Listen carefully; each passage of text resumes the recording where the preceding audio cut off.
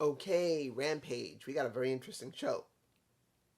I'm gonna make it brief because I don't think it needs to be that much. Because I know a lot of people are not watching Rampage much. So I'm just gonna make this brief. Opening match, the Lucha Bros versus the Bucks was a good match. If you love spots, you got a lot of it. And I mean a lot of freaking spots in this match. This match was nothing but total spots. Total, complete spots. Now, were they all bad spots? I would say about 60% of the spots were pretty good. A few of them looked really sloppy. But it doesn't mean they were bad sloppy. But it shows they weren't really paying attention because a couple of times they were just so into just doing the spots. It looks a little telegraphed. That's why I say that they're not bad spots, but they can look a little telegraphed, which makes it sloppy. In the end, we get... Let me give it to you like this. In Lucha Libre, when your mask is ripped off, it's a total insult, and usually you are disqualified, the other guy who does it. In AEW is not. Now, here's the thing. This isn't the first time Penta has lost his mask. Or Rey Fenix. The problem I have is that they need to make it mean something. Because this felt like nothing. It is important, yes. It is important to recognize when a luchador loses their mask. But when they do it so often, because this is the first time that Rey or Penta has lost their mask, it doesn't feel like anything. No reprisals in a sense like a special match. So it didn't really mean much. It was just a straight match where they just took his mask off. I'm just saying. The Hobbs and Starks destruction. They just went in and killed two jobbers. Because they didn't win the match at Double or Nothing, which I believe they should have. At this point, they should have been given the titles. But they weren't. So what did they get in exchange for not winning the titles from the Jurassic Express? They completely annihilated two guys. I really feel that was a lost opportunity. I do believe that Starks and Hobbs should have those titles now. And the FTW title needed to be taken by Jungle Boy. As I said before, Jungle Boy holding that title would give Hook the perfect opportunity to go after his father's legacy by the end of the year or the beginning of the next year. That's what I truly believe that should be done for Hook. If Hook never goes after that title, it is stupid. Because that is his father's legacy that should be his. I'm just saying. The match for the debut of Athena, the Fallen Goddess. Now, the Fallen Goddess had a little gimmick. She had some wings that were all scissors, like blades, that she turned around. They looked up, and you know what it reminded me of? If anyone has seen not Starship Troopers. If you've ever seen Galaxy Quest, and the general, I can't remember his name, Zog or something, I can't remember his name. It's been a while since I've seen Galaxy Quest. He had the same type of gimmick on his back that had like flaring things up on his back when he got angry. And in this situation, you got Athena wearing something similar to it. Now, if she got it from Galaxy Quest, me and that girl, I can't stand that she's married. If she had the same thought as me, because she is a dork, she loves video games. I don't play video games much. I'm so busy doing wrestling reviews and animation. I don't play a lot of games much over the last few years. Lately, I have been playing games. Mind Test. If you've ever heard of Minecraft, this is the open source version of it. Mind Test. You actually can play a system like a mod that allows you to play Minecraft as close as possible. It ain't perfect. But if she had the same thought as me and girl got the same thought. Now, was the match good? I'm going to give it to you like this. Athena's been in the business 14 years, nearing 15. And Kira Hogan's been in the business maybe 6 years. Nearing 6, I believe. 5 to 6, maybe even 7 years in the business. I cannot be exactly clear on the amount of time. I could be wrong. She could be easily 5 years. Easily, by this point. 6 or 7 might be somewhere around there. I don't remember when.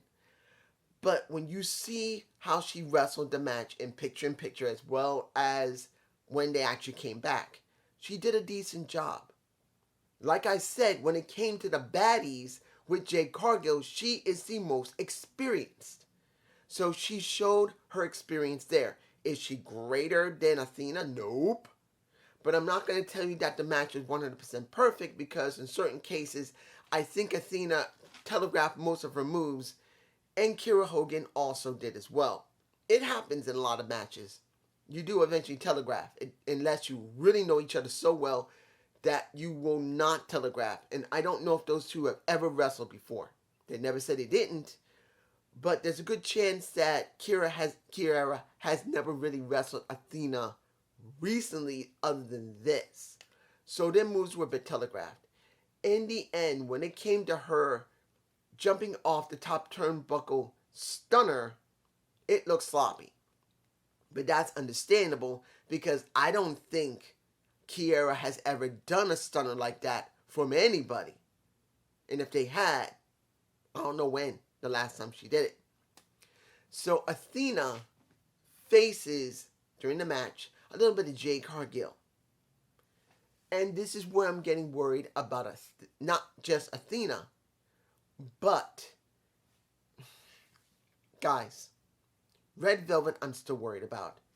Kiera just jobbed to Jade Cargill's opponent, Athena. And Athena herself, the sweet-looking dorky girl or woman, the question is going to be, how far are they going to push her? This is a big question. How far will they push her? I'm worried that they'll push her enough to let Jade look really legitimate, like a Ruby Soho did with Britt Baker. And then Jade will move on to her 34th or 35th opponent after that, to finally silence everyone who's been saying about Jade, like myself, that she is really muscled. Girl look great. She has a great presence. She got great charisma. Her ring work still needs some work. She's still greenish. She's been in the business less than 2 years. She hasn't even hit a year and a half yet. Nearing a year and a half, going into 2 years. She still needs time. And I'm guessing with an Athena, they just want to silence some people, because now you got Athena coming in. A black wrestler, because Ruby Soho wasn't enough. That will go up against the Jade Cargill and will get her ass handed to her possibly. Unless they're really going to let Athena hold that title, which is going to open up a big can of worms, because everyone is going to get angry. They're going to be angry unless it goes with the storyline of MJF, and he brings it up in a promo that you see this new girl Athena come in, a former WWE girl, get the damn title from Jade Cargill. Now you understand why I get pissed off at a Tony Khan. That could go with the story. That's if they go there. I'm just saying. Let's get to Scorpio Sky versus... This is where I really feel sad for Dante Martin. Yes, he's had a high-profile match against Hangman Adam Page, and he's also had a high-profile match now with a Scorpio Sky. He looked good doing it, but he came up short again. Question is, where they're going to go with him. He's been working with... Nothing wrong working with Matt. Nothing wrong with working with Matt Sydal. Nothing wrong with working with Team Taz. Nothing wrong with working with any of them, but you gotta give him an end game eventually. You got to give him something. He needs something to accomplish. Just keep doing this. Yes, he is 21 years old. I'm not expecting him to actually gain a title immediately, but you must give him something. Something that's going to make him mean substantially, make him special. This is not enough. So maybe he'll have another high-profile match at the next pay-per-view. Maybe that might be something. Blood and Guts. Maybe... No. Not Blood and Guts. That's not a pay-per-view. The Forbidden Door, give him near the end of the show. Make a high-profile match for him there. That's what I'm thinking. Finally, this is about CM Punk having to give up his title. Many people believe when he jumped into the crowd, he got hurt, or he got hurt when he was working Hangman Page, or he got hurt when he was working with FTR. It makes no difference. He's hurt and he needs surgery, so he has to give up the title. But his promo made it very clear. He felt really bad. He wanted to wrestle. He got emotional. He could have been legitimately shooting and actually got legitimately emotional. And who wouldn't? If you're actually hurting, you gotta have surgery. And he has been prone to getting injured when he was working. This might have hurt his feelings, if it was real.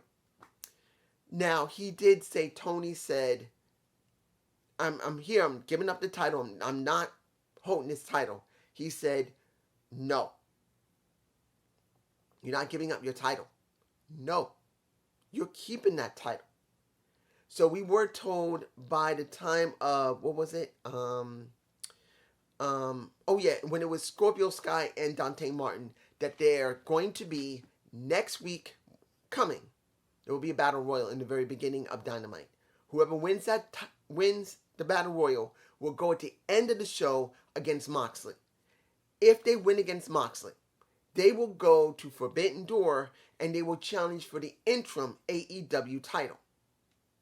Kind of like what happened with TNT. Unlike where some people, if they get hurt, I believe they just don't like doing that. So they're going to make an interim champion. That's not bad. I mean, that would happen with Cody Rhodes. He couldn't be there due to the fact he got COVID. So they decided, hey, either COVID or he couldn't be there. But hey, let's not strip the people of their title. He's not relinquishing it. He will hold it until he can come back, and then we will have a unification match. This will make it important for the person who left and could come back and could still be hot, and bring a new person in.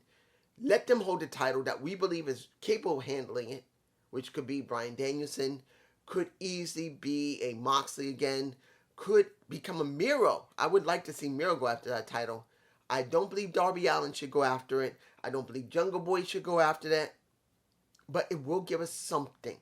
Something we can honestly say that when you do the unification match, it will make the other person mean something and the current person who holds the actual title mean something.